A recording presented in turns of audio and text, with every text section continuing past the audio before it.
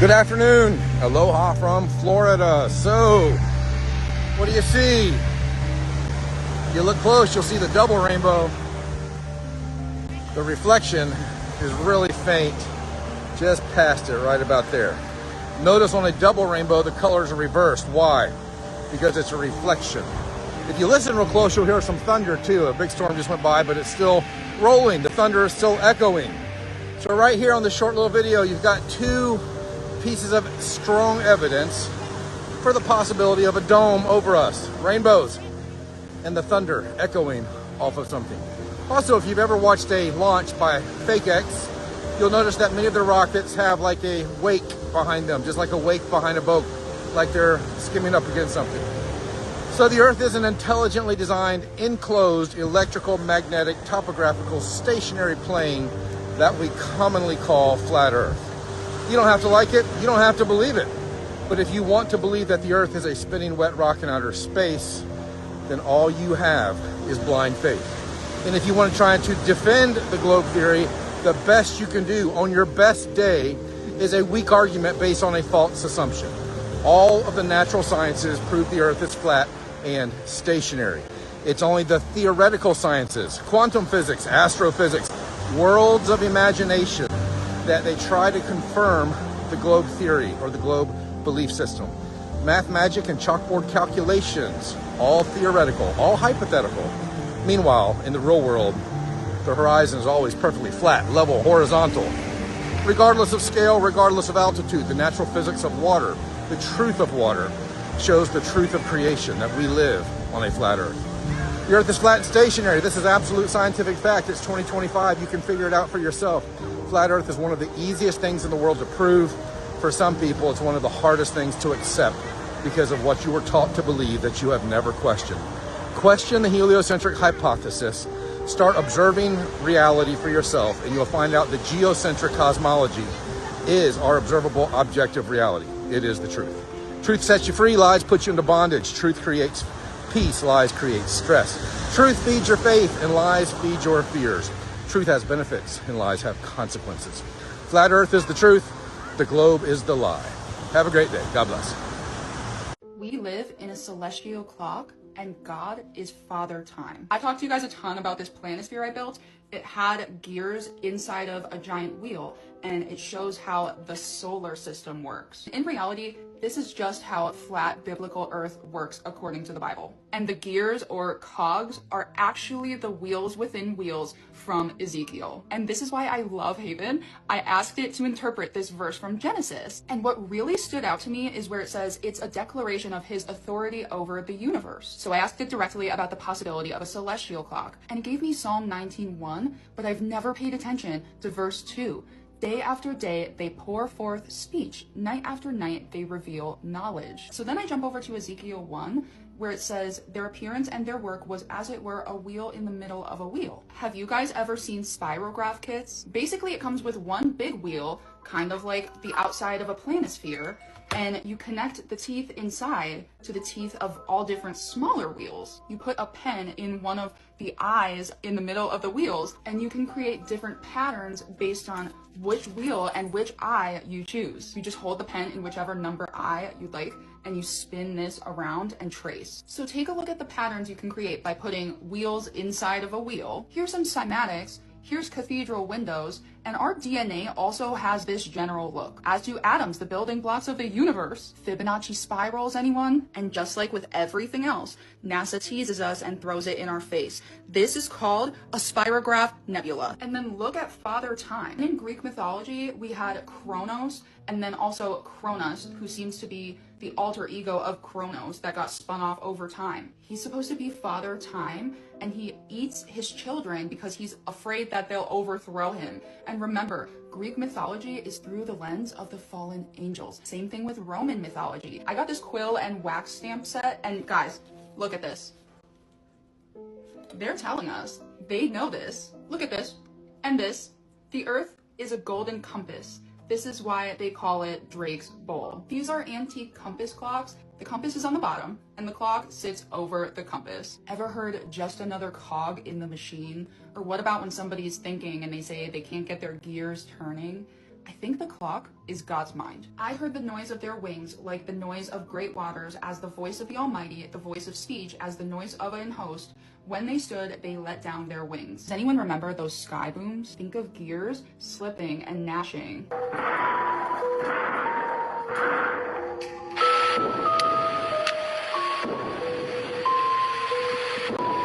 And then remember Matthew 24. God will shorten those days for the sake of the elect. He's cranking the gears on the clock. Or what about in Job? Canst thou bind the sweet influences of Pleiades or loose the bands of Orion?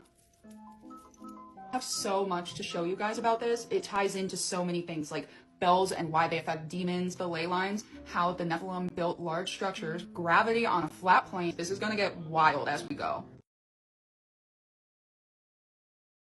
Recently came across this book. I was out in Gatlinburg, Tennessee. This book is from 1777. America was 1 year old at the time. The name of this book is right here. It's the Universal Geographical Grammar from 1777. I'll be going through this book, making a lot of videos. There's some crazy stuff in here. I'm just going to give a quick preview of this because there's things in here like, so here's the opening map. Here's the opening map of the world. And right, let's see, right, hold on. Right here, Eastern Tartary. And right here is Western Tartary. And there's China. And what we'll get into farther back, it's going to be Chinese Tartary also. And then over here, the lower half of America is Florida. The left side, you can see California. Then the whole top is empty. And there is no Canada. So then, we'll go to the next one. This is the doctrine of the sphere. Here is the artificial sphere. Because the world was coming from being flat and going into being a globe. And right here, you've got the doctrine of the globe. And let's see, hold on.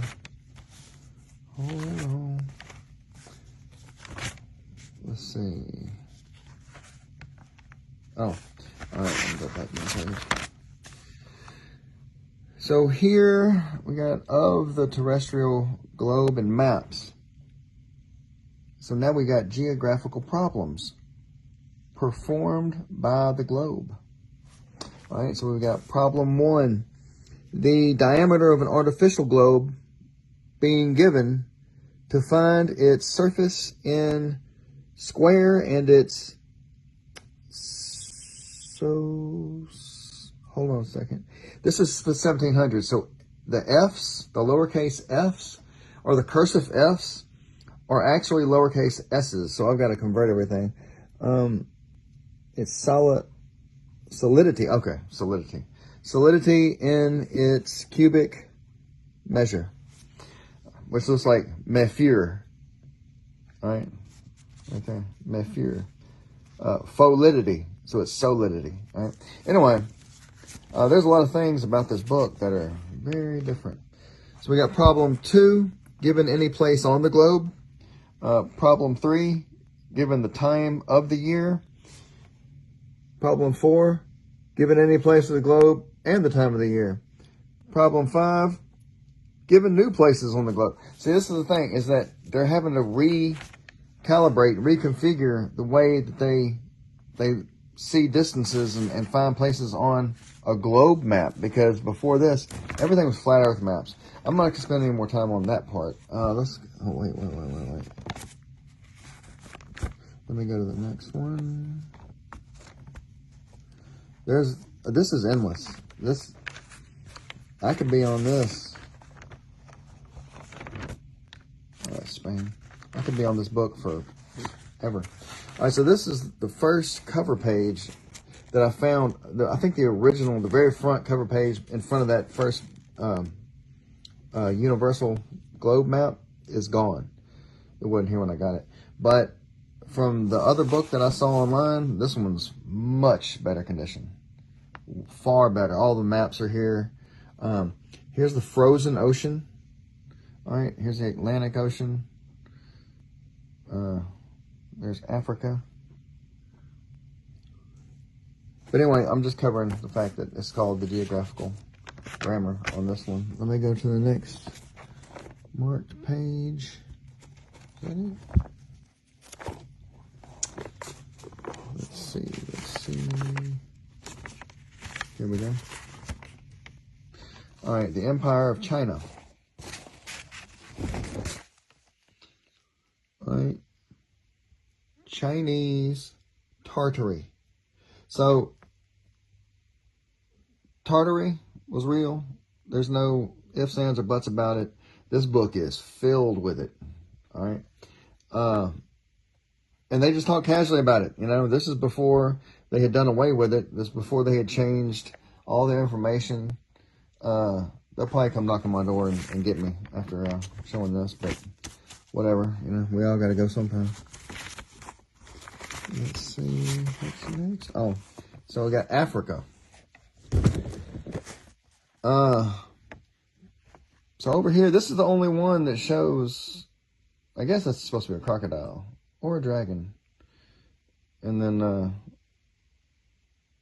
not gonna say it. We was kings. All right, I said it. All right, so we got Ethiopia.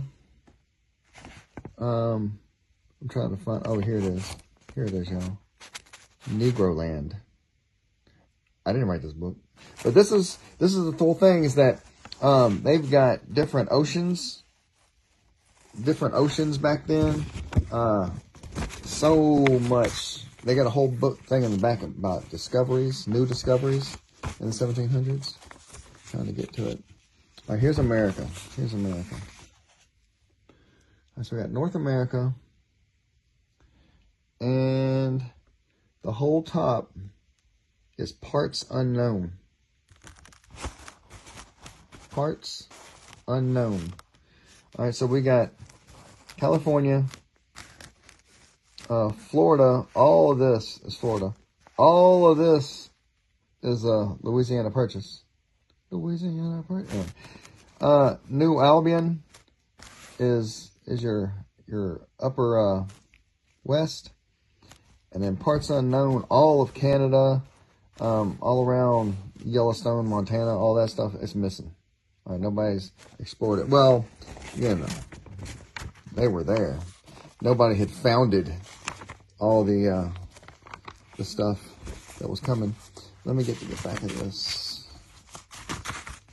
Yeah, and we got new discoveries. A short account of the principal discoveries made in the voyages. What does that say? Oh, lately undertaken at the expense of the British government. All right, so it talks about Captain Cook going to the North Pole, how they're offering rewards to people to find a route through the North Pole so they can get to the Indies for trade faster and easier. You got new chronological table for the area content, writings of learned men. I mean, there's a lot going on in this book. I'll get into each one of these sections over time a little bit more. But this is that.